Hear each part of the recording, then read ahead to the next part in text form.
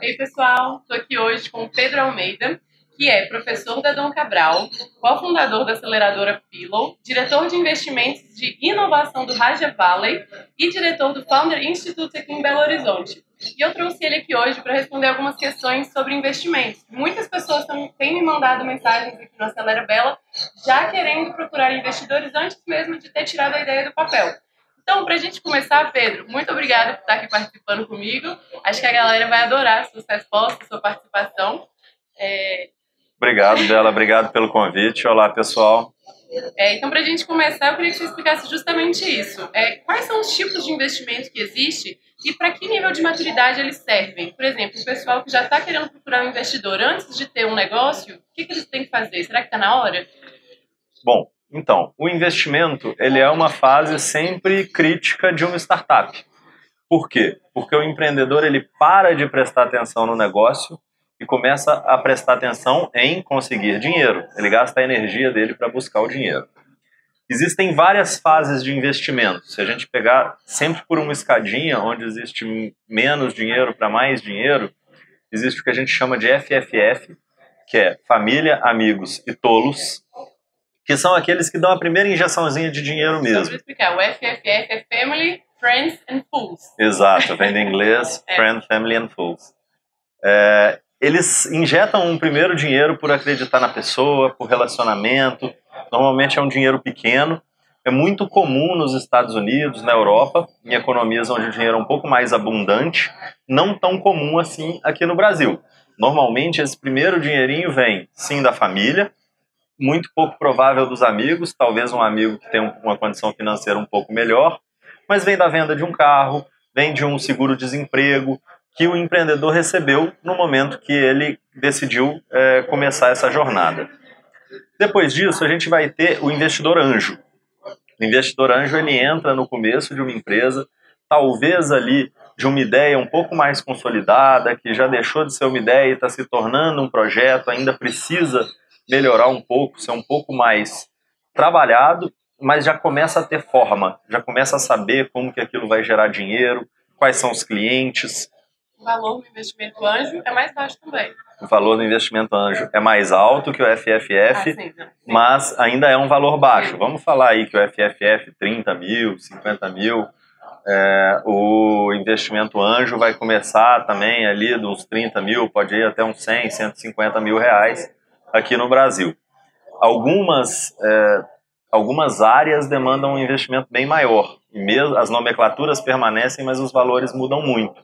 Que são as áreas que envolvem laboratório, equipamento. Então, se existe um hardware envolvido na criação do empreendedor, ou se é alguma coisa relacionada à saúde, o custo é muito mais alto, então esses números vão ser maiores. Tá? O investimento anjo, a brincadeira é que ele põe dinheiro e reza, por isso que ele é um anjo, mas ele faz um pouquinho mais do que isso, ele não fica só rezando. Ele trabalha também um pouco para ajudar a startup, para modelar aquela ideia, para trazer os primeiros clientes. Por isso que é tão importante que o investidor anjo já seja alguém com afinidade com o produto, com o mercado, com os clientes que vão consumir aquilo ali. Senão ele vai ter uma atuação um pouco aquém do que uma startup precisa nesse momento. Ele vai dar o dinheiro, mas vai entregar pouco mais além do dinheiro. E nesse momento é importante que a startup ganhe velocidade rápido. Quando a startup já começa a ganhar velocidade, né, pode ter recebido um investimento anjo ou conseguido alguma rentabilidade através dos primeiros clientes mesmo, e já começa a ter uma receita e alguma sustentabilidade, ela vai partir para um investimento semente, o seed money. O investimento semente, ele vai ali numa faixa de 500, 1 milhão, 1 milhão e meio, talvez um pouquinho menos, e claro, em alguns setores, bem mais.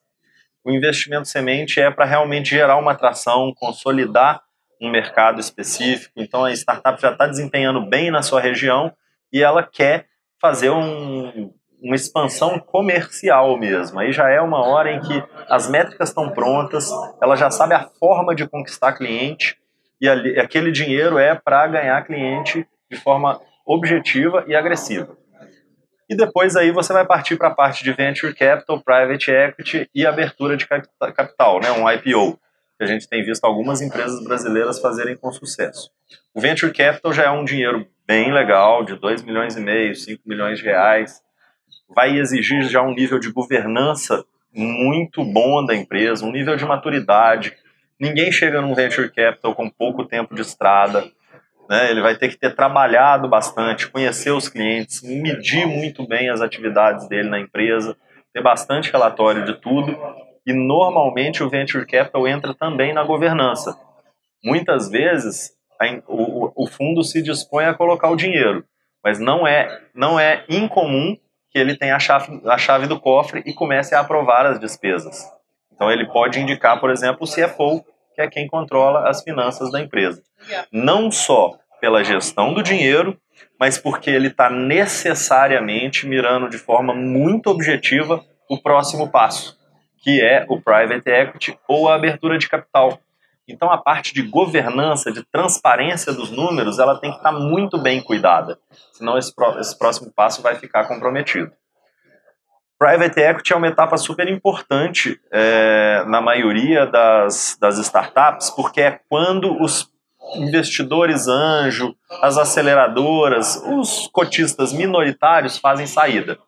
Pode acontecer deles fazerem saída num venture, quando eles vendem a parte deles da empresa, né? Quando o dinheiro volta para o bolso.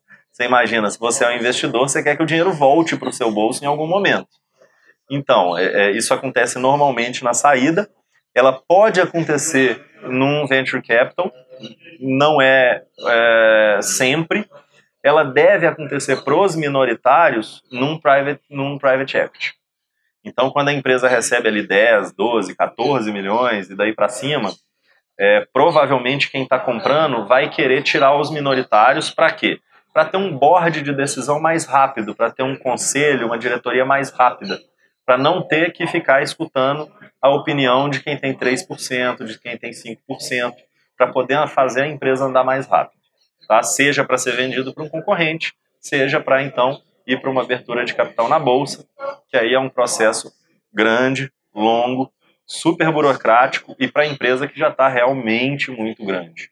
Né? A gente tem aí exemplos recentes aqui no Brasil, da Stone, né, do Banco Inter, da PagSeguro. Agora tem outros bancos aí, tem alguns IPOs saindo, que são a Stone, claramente uma startup, né, que cresceu muito rápido, PagSeguro também. Legal. E na sua opinião, quais são os principais fatores que um investidor olha numa startup, nos empreendedores, no momento que ele está querendo investir nela? Esses fatores também variam com o momento de investimento que a gente acabou de falar. Tá?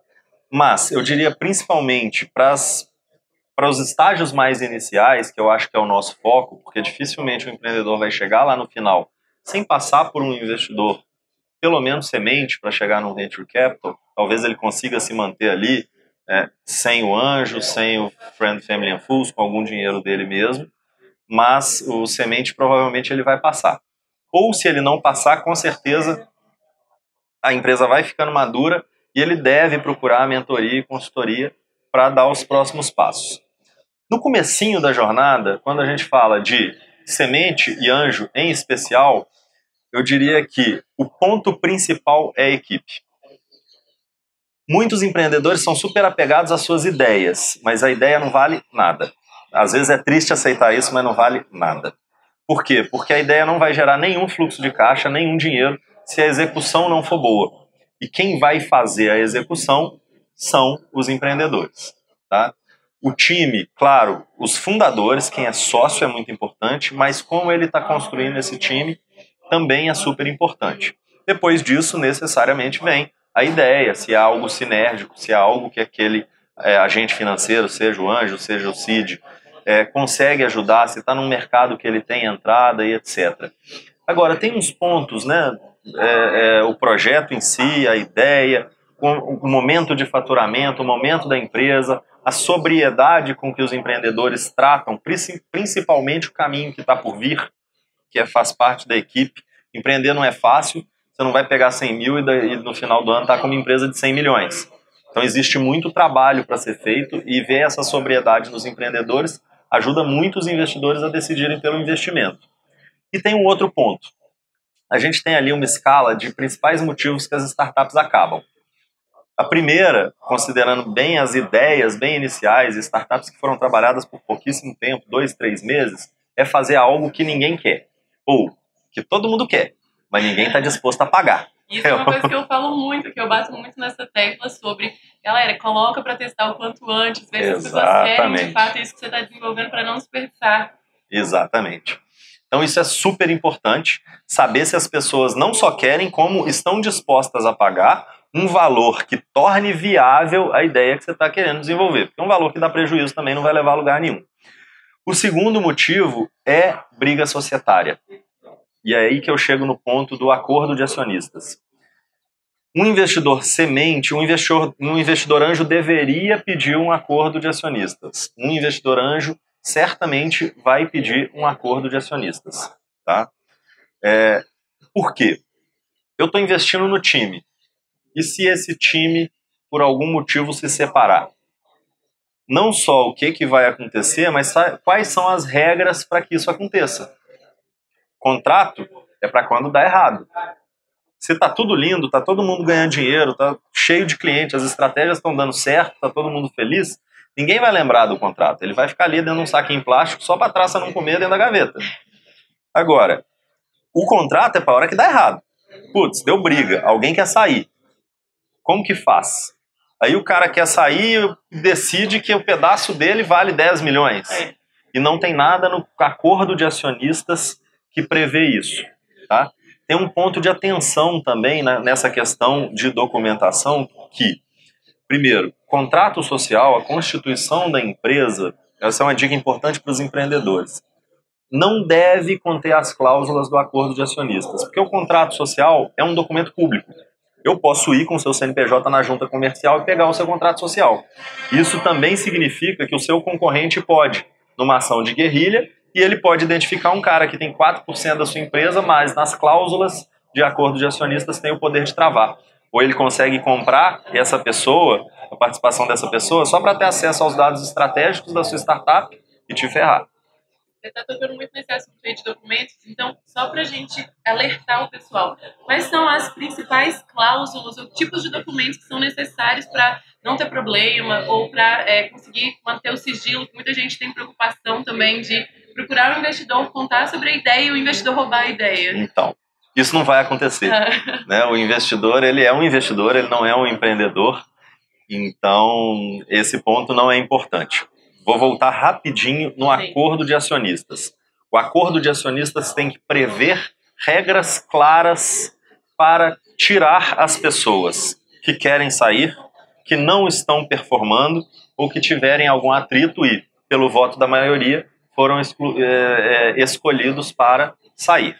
Então, a regra de saída é o principal e a regra de atividade. O que cada um é responsável e como que eu vou medir. Exato, super importante. O que cada um é responsável, se existe uma rotação, troca de cargos, como isso vai ser documentado, que as responsabilidades trocaram de mão e, bom, enfim, reger a relação. Né? A relação é uma coisa super complicada, na sociedade não vai ser diferente. Quanto a essa questão do acordo de acionistas, isso é uma coisa que eu falo muito. Se um empreendedor chega para mim e me pede um acordo de acionistas para começar a conversa, para me mostrar a ideia, o negócio acabou aí. Eu vejo 10, 15, 20 ideias por semana. Imagina se eu tivesse um acordo de confidencialidade com cada um. Se eu tivesse um acordo com confidencialidade com cada um, isso não ia ser gerenciável. Então, a ideia, o investidor não vai roubar do empreendedor. Isso não existe. O investidor é investidor, a ideia dele é investir em várias empresas e ele não vai conseguir executar aquela ideia. Ele precisa do empreendedor bom para executar a ideia e gerar valor. A hora de assinar um acordo de confidencialidade, e aí sim esse momento é muito válido, é a hora de abrir os números da empresa, de entrar na estratégia, de abrir realmente como que aquilo tudo está acontecendo lá dentro e quais são os planos para o futuro. Se a ideia foi apresentada, o potencial foi apresentado e o investidor gostou, aí tudo bem, vamos seguir para uma próxima conversa onde vai ser apresentado um documento de confidencialidade. Tá? Tem outro ponto que vai reger a relação entre o investidor e o empreendedor, que é o instrumento que ele vai entrar na empresa. Pode ser uma opção de compra de participação societária, um mútuo conversível em ações ou participação societária. Esse sim vai conter algumas cláusulas que muitas vezes os empreendedores não conhecem e assustam, né? A começar pelo próprio mútuo. O mútuo é um título de dívida.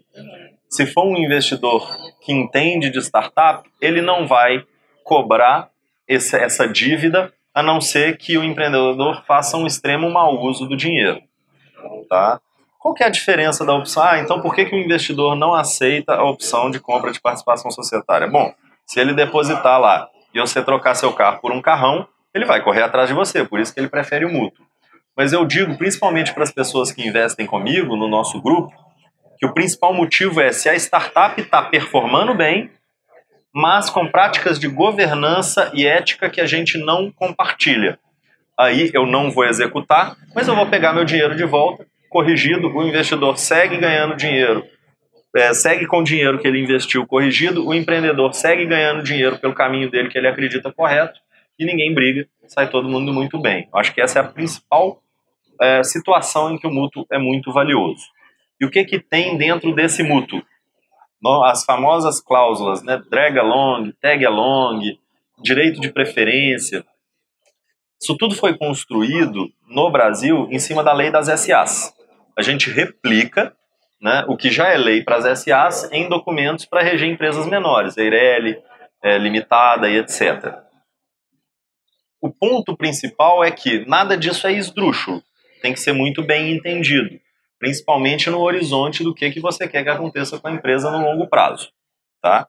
Mas um drag along significa o seguinte, que se nós formos sócios, eu sou investidor, vamos supor que eu investi no Acelera Bela.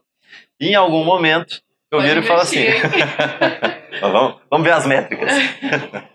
Mas em algum momento eu viro e falo assim, tá bom, eu quero vender minha parte. Dependendo da condição do drag along, eu simplesmente vou vender toda a empresa e sem nem te falar. Isso é muito comum em economias grandes ou em investimentos muito vultuosos, em situações em que o investidor toma o controle da empresa e pode inclusive vender a parte do fundador. Isso pode parecer muito fora da realidade, mas dependendo da situação não é. Por quê?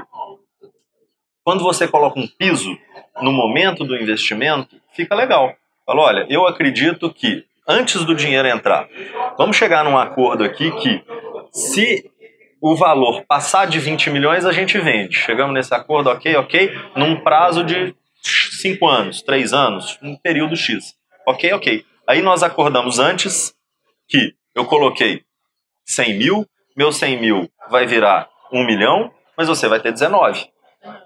E ali naquele momento inicial, isso estava bom para os dois.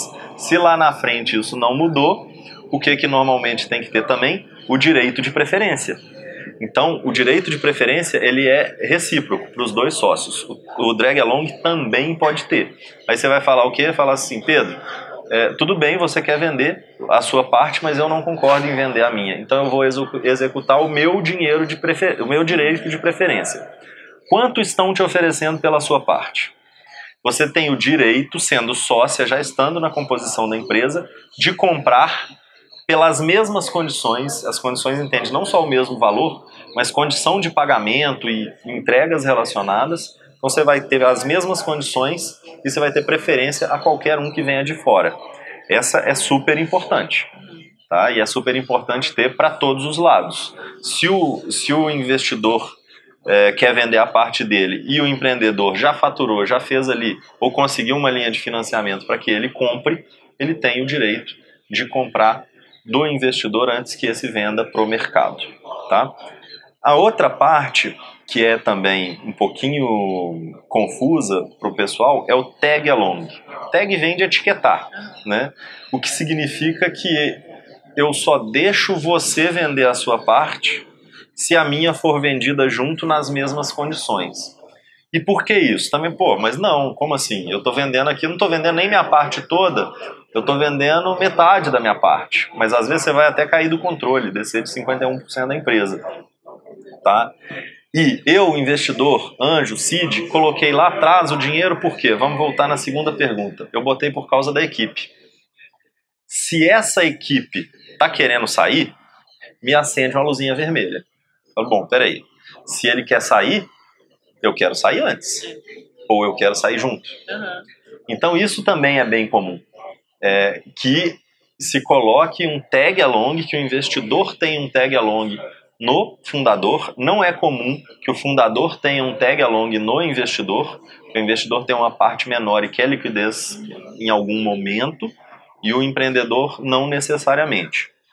Mas essa cláusula rege que o investidor pode vender a qualquer momento nas mesmas condições, inclusive antes. Então vamos supor, se eu tiver 10% e tiver um investidor querendo comprar 10%, eu posso obrigar que a parte vendida seja minha e que você nesse momento não coloque nenhum dinheiro no bolso. Tá? Isso é normal porque se você está querendo sair, eu como investidor inicial ali vou ficar com a pulga atrás da orelha pensando como que eu vou ficar nessa empresa se o founder não está querendo ficar. Legal.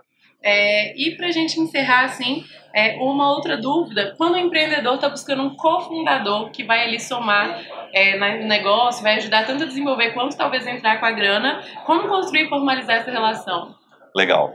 Então, você vê de novo, né, o tanto que a equipe é importante. O co-founder, ele também é essencial, a gente investe em equipe, ninguém faz nada sozinho, mas colocar essa pessoa para dentro da sociedade é um trabalho bem sensível, bem delicado. O que eu falo sempre vamos olhar principalmente os soft skills, que a gente chama o comportamento, como que essa pessoa as noções éticas e os objetivos de longo prazo. Se eles são coincidentes com os empreendedores e com os investidores que já entraram nessa empresa. Isso é super importante porque a parte técnica a gente treina. Se a pessoa for apaixonada pela mesma ideia, apaixonada pelo mesmo propósito que aquela startup está trabalhando, a parte técnica a gente acaba treinando. Não importa se ele é um administrador e vai trabalhar numa empresa de saúde, ou se ele é um educador físico e vai trabalhar numa empresa de engenharia. Se ele é apaixonado pelo propósito, por aquilo que a startup entrega para a sociedade, ele vai aprender. Mas não coloca direto. Independente da paixão, esse momento é um momento de razão. Você tem que encontrar uma pessoa que goste da sua ideia, que acredite no futuro daquela empresa, que esteja disposto, por exemplo, a ser remunerado abaixo da média de mercado, porque ele vai ganhar uma participação societária ali na frente, uma remuneração futura, através do equity, da participação societária. Então minha dica existem alguns testes, uma startup daqui de BH, mais de uma inclusive, que fazem testes de personalidade, comportamentais e de combinação das pessoas. Tem algoritmos muito legais fazendo isso. Então, validar se aquela pessoa realmente bate com você, porque os testes falam assim, combina aqui, vai dar problema aqui. Sim. Então, você já sabe se aquele problema você vai conseguir segurar ele ao longo do relacionamento da sociedade. E também fazer o contrato de vesting. Mais um contrato, né? Mais uma burocracia, mais um documento. Mas é super importante. O vesting é o seguinte, é um contrato que parte ou a totalidade do pagamento dessa pessoa que está entrando na sociedade vem através do trabalho. Ao invés dela receber dinheiro, ela vai receber equity. Porém, existem alguns pontos-chave num contrato de vesting. O próprio vesting, qual que é o valor, quanto que essa pessoa vai receber em cada entrega que ela vai fazer. Se a pessoa for todo dia para o seu escritório julgar paciência, ela não agregou nada, mas se tiver escrito no vesting que ela só tinha que estar lá, trabalhando, ela vai ganhar a participação societária. Isso não vai agregar em nada para você e para a empresa. Outro ponto super importante é o que a gente chama de cliff. Cliff é uma cláusula do contrato de vesting que determina o tempo mínimo em que essa pessoa tem que estar na empresa, trabalhando, se dedicando, até que ela tenha direito a qualquer coisa. Por mais que todas as entregas importantes, um grande desafio de várias startups é o CTO, o desenvolvedor. E muito da entrega do desenvolvedor vem bem no começo, num produto mínimo viável e etc. Mas mesmo que todas essas entregas estejam concentradas no começo, é super importante que ele só tenha participação societária depois de cumprir um certo prazo na empresa. E esse certo prazo não deve ser inferior a 1 ano. A gente fala de 12 a 24 meses aí, os cliffs, talvez até 36, depende do tempo de desenvolvimento. Porque o que a gente sabe é que, né, pela experiência de trabalhar nesse mercado, quando o MVP fica pronto, ele precisa de muito ajuste. Mas muitas vezes os desenvolvedores pensam na cabeça deles que o grosso do trabalho deles acabou. Mas não acabou, vai ter que remodelar muita coisa, o cliente vai exigir muita coisa, o mercado vai exigir muita coisa. E aí é super importante que que o empreendedor saiba e que o desenvolvedor saiba também que o compromisso dele é de longo prazo. Uma última cláusula super importante para o vesting é o direito de recompra.